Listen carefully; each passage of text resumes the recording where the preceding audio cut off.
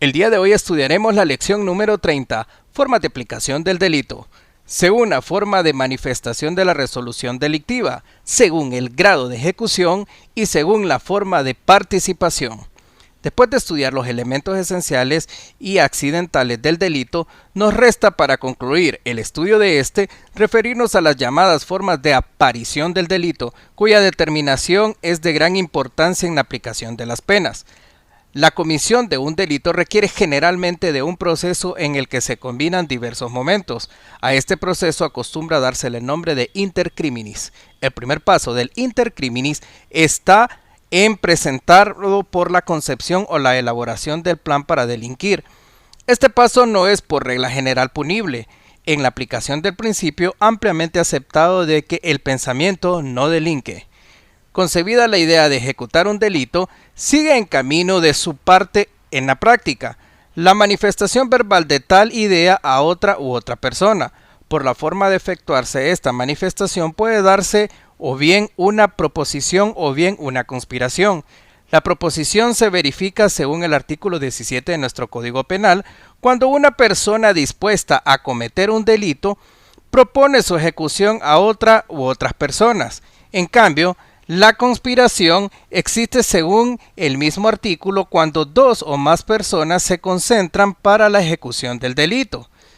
La ley señala que cada caso la pena aplicable a la proposición y la conspiración, algunas veces dicha pena se establece en forma completamente independiente del delito en relación con la cual haya tenido lugar la proposición y la conspiración. Esto lo vemos en el artículo 336 y 338, en que tanto en otras se toma como la base la pena correspondiente al delito rebajado en una cuota o fracción. Las formas imperfectas de ejecución del delito, de grados de ejecución, podemos ver actos preparatorios, tentativos y la consumación. Una vez que se ha decidido la comisión de un delito, se hace necesario efectuar generalmente una serie de actos llamados preparatorios porque sirven precisamente para preparar su ejecución. Tal es el caso de quien dispuesto a envenenar a otros se encamina a la farmacia a comprar el veneno. Los actos preparatorios deben distinguirse cuidadosamente de los actos de ejecución y específicamente de la tentativa porque mientras ésta es punible, aquellas no lo son, salvo en los pocos casos en que la ley lo sanciona expresamente. Nuestro código no se refiere expresamente a los actos preparatorios, por lo cual los límites entre estos y la tentativa deben deducirse del concepto de la tentativa que el código nos ofrece. Conforme al artículo 15 de nuestro Código Penal, para que exista tentativa, debe realizarse actos inequívocos de ejecución de un delito determinado. De conformidad con ello, deben considerarse actos preparatorios todos aquellos que contribuyan a un acto inequívoco de ejecución de un determinado delito. Sobre esta base, no es difícil afirmar muchos actos que nuestros tribunales califican de tentativa son en realidad simples actos preparatorios que no debieran por lo mismo ser penados. Así dice, vamos a ver un ejemplo. Rodrigo, que quien apunta con el arma de fuego sin apretar el gatillo, no ha comenzado a matar. Conforme a nuestro código, si la policía detuviera a Rodrigo, quien apuntaba su arma de fuego contra otra persona, para que el detenido pudiera ser condenado por tentativa, tendría que comprobarse que él apuntaba con intención de lesionar, tentativa de lesiones, o de matar, tentativa de homicidio, y además que en el momento de detenerlo la policía había ya realizado actos inequívocos de ejecución del delito de lesiones o de homicidio, según el caso, o sea que había realizado actos que no dejan ninguna duda de que había principado o iniciado a cometer o ejecutar no un delito o cualquier delito, sino un delito determinado. En algunos casos la ley incrimina expresamente los actos preparatorios tal como acontece en el artículo 221 de nuestro Código Penal, que establece una pena para quien tuviere en su poder ganzúas u otro instrumento destinado especialmente para ejecutar el delito de robo, siempre que no diere descargos suficientes sobre su adquisición o conservación. De conformidad con lo establecido en el artículo 15 de nuestro Código Penal, para que exista tentativa de homicidio se requiere que se actúe con intención de cometer un delito determinado, que se realicen actos inequívocos de ejecución de ese delito determinado y por último, que dicho delito no se consuma por causa ajena a la voluntad de la gente. El primero de estos requisitos nos indica que la tentativa solo cabe en delitos dolosos y no culposos, ya que precisa que se actúe con intención delictiva. El segundo, como hemos visto, sirve para distinguir la tentativa de los actos preparatorios, en tanto que el tercero, además de distinguir entre tentativa y delito consumado, tiene por objeto brindar a la gente la oportunidad de desistir sin que le sea aplicable más pena que la que le corresponde a los actos ya ejecutados, siempre que estos constituyen por sí mismos un delito. Es también de suma importancia distinguir entre el delito de lesiones y la tentativa de homicidio. El carácter diferencial en este caso está constituido por intención o con que se actúe. Si se dispara, por ejemplo, contra alguien con el ánimo o intención homicida y el resultado es muerte o no se produce, estaremos ante un acto de tentativa. Si en cambio se dispara con el ánimo o intención de herir o lesionar al adversario, estaremos ante un delito de lesiones. Por eso, esta no es correcta una vieja sentencia de 1904 de nuestra Corte Suprema, conforme lo cual las heridas por naturaleza mortales causadas con arma de fuego sin producir la muerte del ofendido constituyen el delito de homicidio frustrado y de no de lesiones.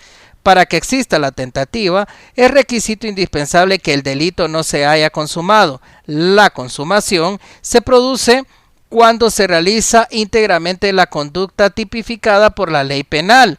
El delito es consumado cuando él concurren todos los elementos de su tipificación legal. Veremos la tentativa idónea o delito imposible. Cuando el delito no puede producirse por idoneidad del sujeto, de los medios o del sujeto, estamos ante la llamada tentativa idónea o delito imposible. Rodríguez de Besa, siguiendo a Jacques, dice que se entiende por tentativa idónea o delito imposible aquello que en la acción del sujeto dirigida a la realización de un tipo penal no puede conducir por razones tácticas o jurídicas a la consumación. Ahora veremos la participación criminal o la forma de preparación, la autoría y la complicidad. En ejecución de un delito puede intervenir una sola persona o pueden intervenir varias personas. Cuando se intervienen varias personas hablamos de participación criminal. En los casos de participación criminal se plantea el problema de determinar si cada uno de los intervinientes ha participado a título de autor o cómplice.